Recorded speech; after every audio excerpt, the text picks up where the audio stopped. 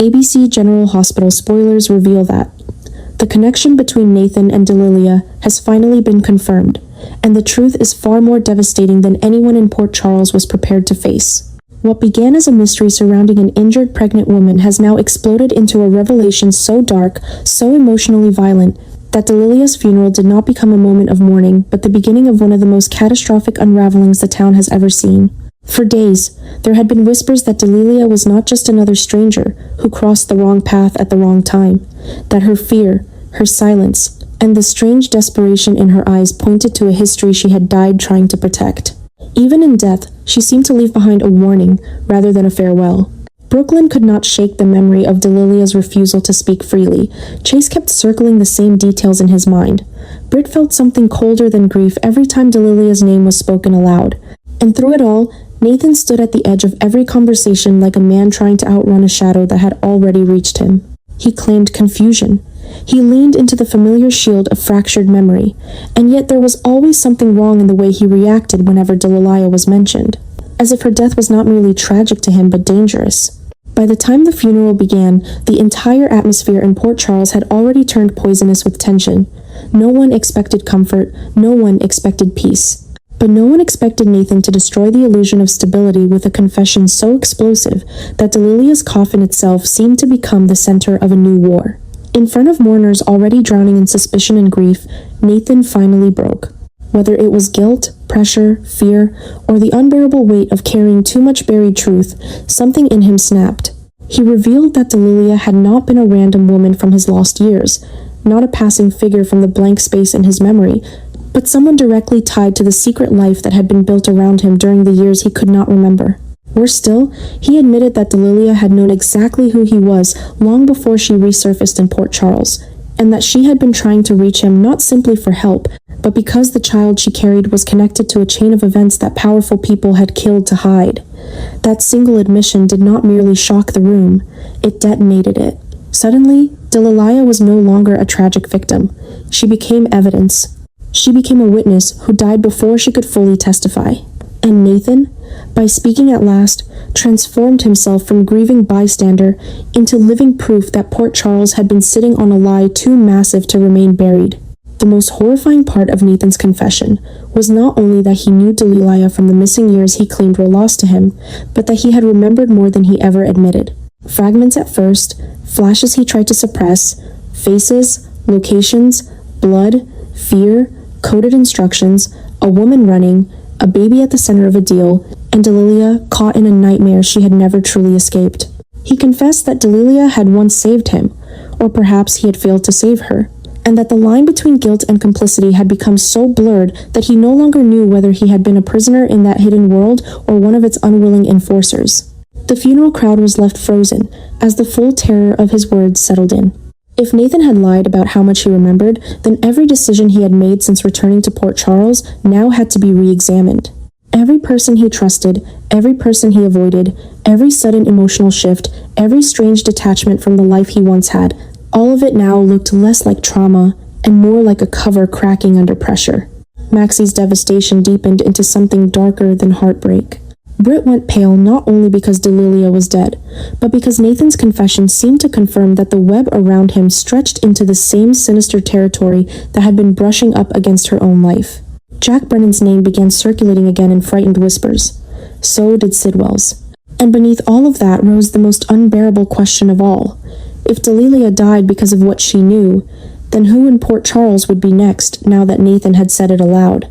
The funeral became a crime scene in everything but name. Not because violence broke out in the traditional sense, but because truth itself turned lethal in that room. Grief was replaced by panic.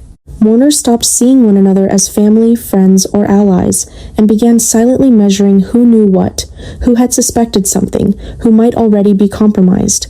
Brooke Lynn felt horror twist into protective instinct when she realized that Deliliah's baby might now be in even greater danger in death than in life, because a child connected to buried crimes is never just a child in a town like Port Charles.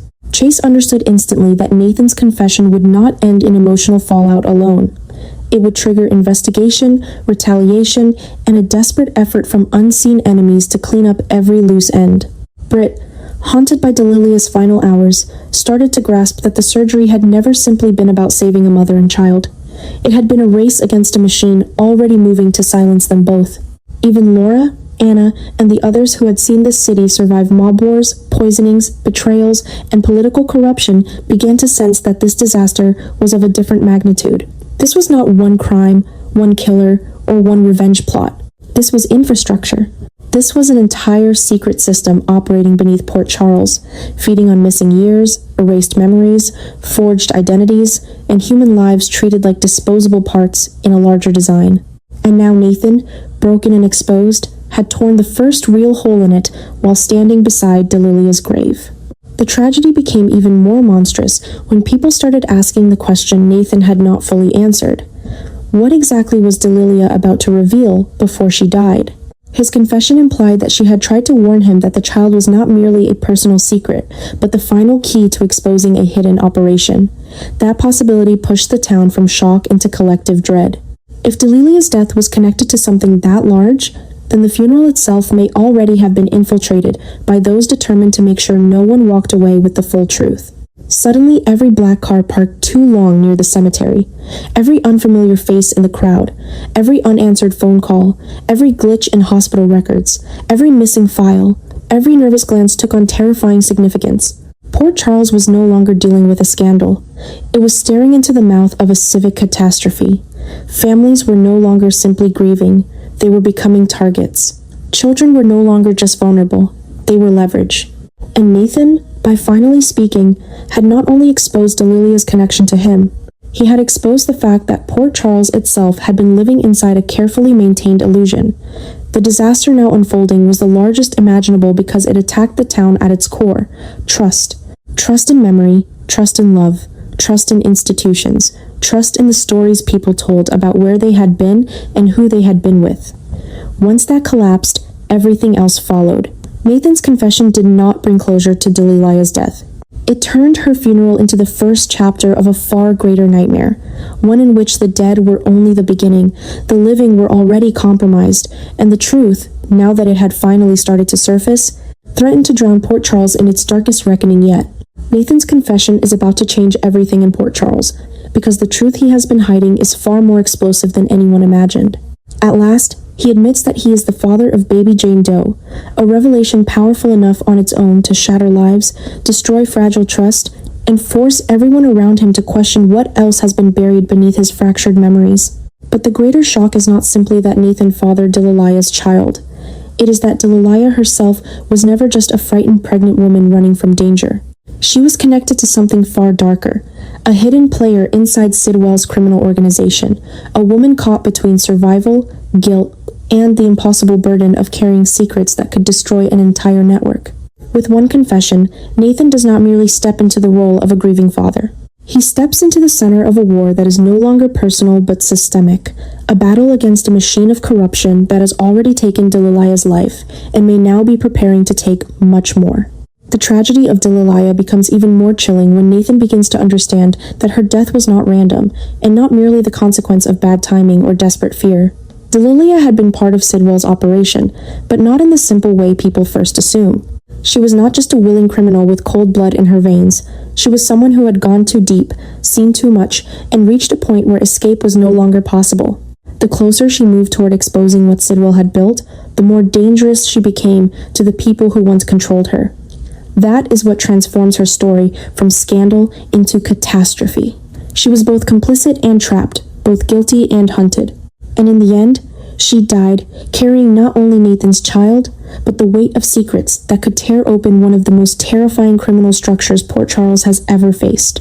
For Nathan, that realization lands like a second death. He is not only mourning Deliliah, he is mourning the truth he never saw clearly enough, the woman he could not save, and the child now left behind as living proof that the darkness surrounding Sidwell was never as far away as anyone wanted to believe.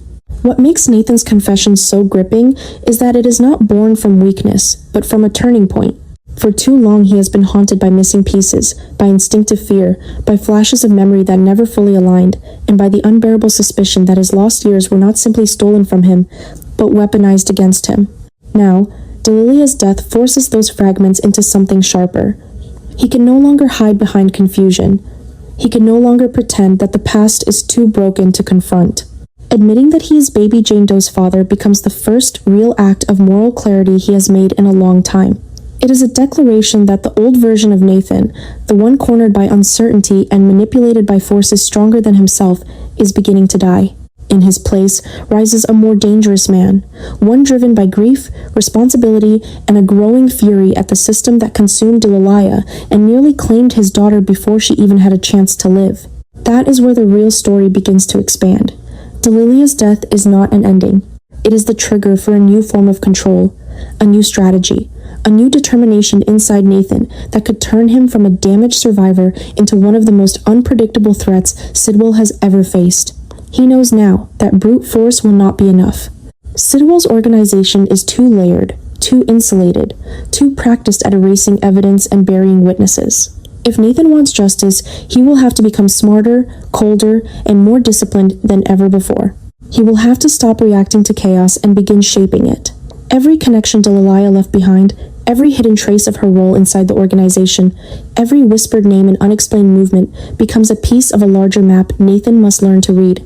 And because baby Jane Doe is now the most vulnerable and valuable link in that chain, Nathan's fight becomes even more urgent. He is no longer protecting only himself. He is protecting the last innocent life left behind by a woman whose existence straddled love and crime, terror and redemption. What makes this shift so dramatic is that Nathan is no longer fighting only external enemies. He is battling the darkest parts of himself.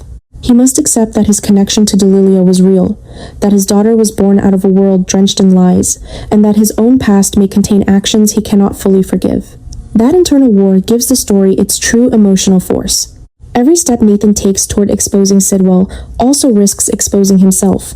Every truth he uncovers about Deliliah may force him to confront how close he once came to becoming part of the same machinery that destroyed her. Yet that is exactly why his mission matters.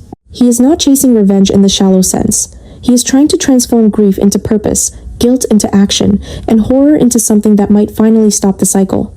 In the aftermath of Deliliah's death, Port Charles begins to feel the pressure of something larger moving beneath the surface. Nathan's confession sends shockwaves through everyone connected to him, but beneath the emotional fallout is a far more dangerous reality. The system Deliliah died trying to escape is still alive, still watching, and still capable of striking again. Nathan understands that now with brutal clarity. The only way forward is to take control before Sidwell does. The only way to honor Deliliah, despite all the contradictions of who she was, is to make sure her death opens a door that can never be closed again. And so Nathan steps into a new role, not merely as a father or a mourner, but as a man determined to turn the secrets buried in Deliliah's death into the weapon that finally brings Sidwell's empire to its knees. Nathan and Deliliah were never just two broken people caught in separate tragedies. They were both survivors who escaped Sidwell and Cullum's dark laboratory, a hidden place built on fear, control, and human destruction. That truth changes everything. It means Deliliah understood Nathan's pain long before anyone else did, because she had lived through the same nightmare. Her fear, her silence, and her desperate attempts to stay alive were not random. They were the scars of someone who had seen too much and knew that escape did not mean freedom. Even outside the lab, Sidwell and Cullum's shadow kept following them, turning every step into a fight for survival. Deliliah's death becomes the final blow that shatters whatever restraint Nathan still had left. Until now, he was a man haunted by missing memories, strange impulses, and a past he could not fully piece together. But learning that Deliliah escaped that same hell with him transforms his grief into rage. He no longer wants only answers, he wants revenge. He wants Sidwell and Cullum to feel the terror they forced on others. He wants to tear apart the system that ruined Deliliah's life and poisoned his own. Her death is no longer just a personal loss. It becomes proof that the nightmare they fled was never truly over. What makes Nathan dangerous now is that his revenge is not wild or reckless. It is focused. The more memories return, the more his obsession grows. He begins seeing flashes of cold rooms, blinding lights, Deliliah trembling in fear, and voices giving cruel orders. Every fragment pushes him further toward the edge. In Port Charles, people start noticing the change. Nathan is no longer just a wounded man trying to recover. He's becoming colder, sharper, and more relentless, like someone who has stopped believing in mercy. But the darkest part of all is the new haunting growing inside him. Nathan is not only afraid of Sidwell and Cullum, he is afraid of what they may have turned him into. The laboratory may not have just hurt him physically or erased his memories. It may have planted something much deeper, a lasting control that still lives inside its survivors. That is what makes his mission so terrifying. Nathan is fighting to avenge Deliliah, but he is also fighting to keep from becoming the very weapon that place tried to create. And that is why the future in Port Charles feels so explosive, because Nathan's revenge may either destroy Sidwell's empire or destroy Nathan himself.